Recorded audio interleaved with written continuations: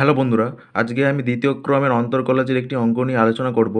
বলছে ওয়াই সমান X to the power A by X to the power B whole to the power A plus B into X to the power B by X to the power C whole to the power B plus C into X to the power C by X to the power A whole to the power C plus A plus of X হলে D to A by D x two এর মান নির্ণয় করো।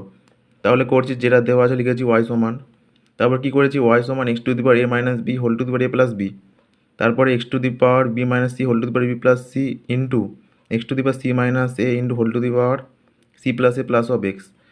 এবারে Y সমান কত হচ্ছে, X to the power A plus B into A minus B, একই রকম হবে x to the power B plus C into b minus c x to the power C plus a into c minus a plus of x. A plus b a minus সূত্র কী হয়, a square মানে b square, আর b plus c b minus c এটা b square minus c square, এটা c square minus a square. তাহলে সব যোগ করে নিয়েছি, মানে গুণের সময় পারে পারে যোগ। তাহলে কত হচ্ছে, ওয়াই সমান X to the power zero plus of x. X to the zero মান কত, এক। এবার ডেরিভেটিভ করলে কী হবে, ডি বাই ডি এক্স এর মান এক, আর ডবল ডেরিভেটিভ জিরো।